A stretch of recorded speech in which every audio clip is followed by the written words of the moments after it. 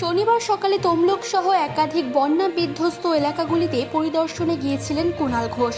সেখানে তিনি বলেন, এই পরিস্থিতিতে তমলুকের সাংসদ কোথায়, এবং তিনি শুভেন্দু অধিকারীর পরিকল্পনায় ব্যর্থতা তুলে ধরতে গিয়ে বলেন, শুভেন্দু দীর্ঘদিন এই এলাকায় ছিলেন, কেন তিনি এই সমস্ত কাজ করে যাননি। এবং তিনি আরও জানান, সাধারণ মানুষকে ভোগানোর জন্যই কেন্দ্র এই কাজ করেছে।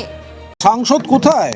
তো এখানে তো এরকম একটা বন্যা পরিস্থিতি, তো সেখানে তমলুকের যিনি সাংসদ, আমি আশা করব তিনি আসবেন, তিনি দেখবেন, তিনিও এই প্রশ্ন করবেন যে এতদিন ধরে মুখ্যমন্ত্রী যার চোখ দিয়ে বা যাদের চোখ দিয়ে মেদিনীপুরকে দেখলেন, তারা কেন এই সমস্যার সমাধানগুলো করে যাননি। তিনি এসে একবার গ্রামে জলের মধ্যে দাঁড়ান, মানুষের সঙ্গে কথা বলুন। ভোটে শুধু জিতলে হবে মানুষকে সাময়িকভাবে বিভ্রান্ত করে দিয়ে? আমরা তো বলছি এটা বারবার যে এই যে এলাকাগুলো,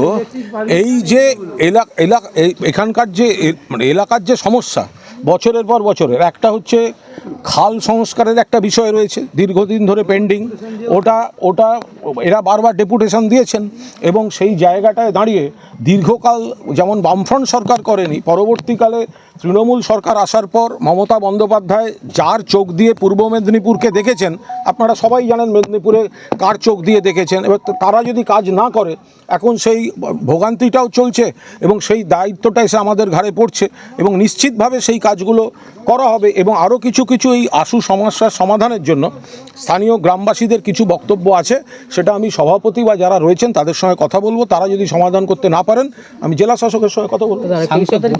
বোকা অবান্তর কথাবার্তা। জাতীয় সড়কের উপর দিয়ে জল বইছে, তো সেখানে যদি পরপর গাড়ি আসে, কোনো গাড়ি যদি জলে ভেসে যায় বা জ্যামে আটকে রইল, সেই সময় জলের তোড় বাড়লো, সে দায়িত্ব কে নেবে?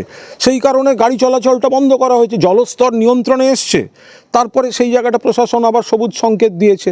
ফলে এটা তো বাস্তব ঘটনা যে বৃষ্টিটা হয় আমাদের ঝাড়খণ্ডের জলে আমরা ভাসি দক্ষিণবঙ্গ, আর ভুটানের জলে উত্তরবঙ্গ ভাসে, এবং দীর্ঘদিন বারবার বলার পরেও এটার কোনো রকম সুরাহা হচ্ছে না, কারণ এটার জন্য একটা বিপুল টাকা দরকার, এবং এই টাকাটা মূলত কেন্দ্রের দরকার, যেটা অন্য রাজ্যে দিচ্ছে বন্যা নিয়ন্ত্রণে, অসমকে দিচ্ছে, অন্য রাজ্যকে দিচ্ছে, সেটা পশ্চিমবঙ্গকে দিচ্ছে না। তার মধ্যে থেকেই পশ্চিমবঙ্গ সরকার কিছু কাজ করার চেষ্টা করছে। ফলে এখন এমনিতেই ভারী বর্ষায় যে জায়গাগুলো একটু একটু গভীর, একটু নিচু, সেখানে জল ঢোকে, জল জমে, তার সঙ্গে যদি বাড়তি জলটা এসে ঢোকে, বন্যার জলটা, ফলে এই ধরনের পুরো গ্রাম জলবন্দী হয়ে বসে আছে। ফলে এর আবার কিছু দিক আছে। এখানে যাদের বক্তব্য আছে, পাশ দিয়ে আর একটা খাল গেছে, সেটার কিছু সংস্কার, গোটাটাই একটা বিরাট কস্ট ইনভলভ, যে দায়িত্বটা নিচ্ছে না কেন্দ্রীয় সরকার। যেটা ঘাটাল মাস্টার প্ল্যানের অধীনে যেটা হয়ে যাওয়ার কথা, সেগুলোকে এখন রাজ্য সরকারকে করতে হচ্ছে, তার উপর কেন্দ্রের বিভিন্ন টাকা সব বন্ধ করে রেখেছে।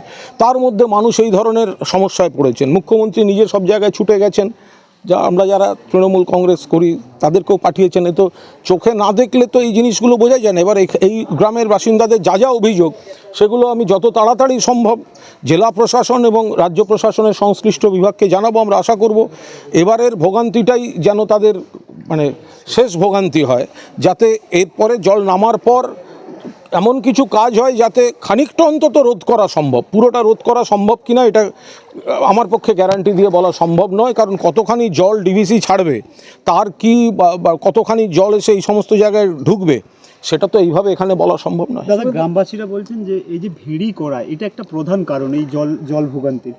দেখুন, প্রধান কারণ তো বাড়তি জল আসা। এবার ভেড়ি, যার জমি কেউ যদি তিনি ভেড়ি করে থাকেন, এবার আমরা সেটা কিভাবে বাধা দেব? সরকার কিভাবে বাধা দিতে পারে বলুন? কেউ কৃষি কাজ করছেন, কেউ জলাশয় করছেন, কেউ মাছ চাষ করছেন, কেউ সবজি চাষ করছেন, সেটা আমরা কিভাবে বাধা দিতে পারি? সেটা তো আমাদের পক্ষে বাধা দেওয়া সম্ভব নয়। আর 2 নম্বর হচ্ছে, এই যে সমস্যাটা, এটা অতিরিক্ত জলের সমস্যা, যে বর্ষাকালে একই জায়গাটা নিচু জায়গায় জল ঢোকে, তার সঙ্গে এসে বন্যার জলটা যোগ হচ্ছে। ফলে এর থেকে কীভাবে রিলিফ দেওয়া যায়, ওই খালটিকে কিভাবে সংস্কার করা যায়, সেগুলো জরুরি ভিত্তিতে যাতে করা যায়, অন্তত দৃষ্টি আকর্ষণটা করবো। কিন্তু বলছেন রাজ্যের ব্যর্থতা।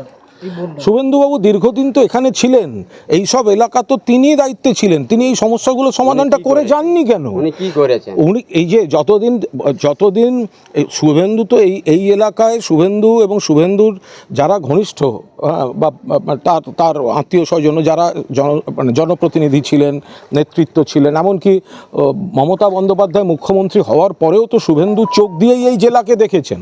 তো সেই সমস্যাগুলো সমাধান করে গেলে আজকের এই সমস্যাগুলো হতো না। এখন তার চোখ দিয়ে দেখেছিলেন, তিনি যা যা করার করেছেন, যা যা করার করেননি, ফলে এখন সেই কাজগুলো আমাদের করতে হবে। এখন লোকের কাছে আমাদের শুনতে হচ্ছে, সেই কাজগুলো করার দায় দায়িত্ব আমাদের আসছে। বন্যা নিয়ে এই রাজ্য বনাম কেন্দ্রের ক্রমবর্ধমানে যে ক্লাস, সাধারণ মানুষ তো ভুগছে।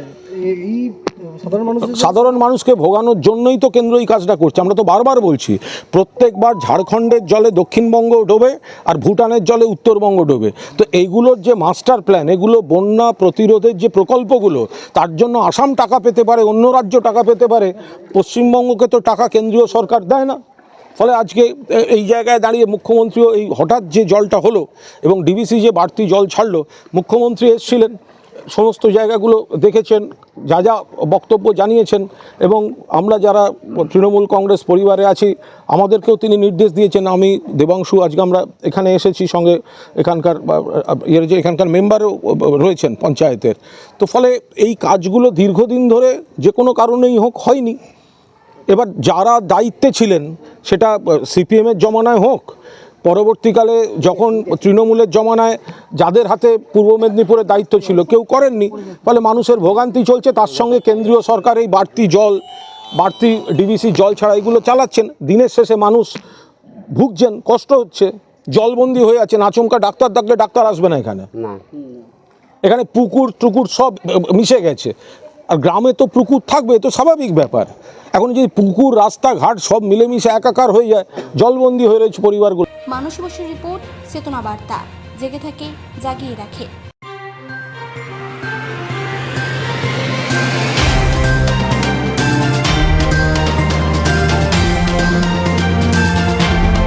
চেতনা বার্তা, জেগে থাকে, জাগিয়ে রাখে।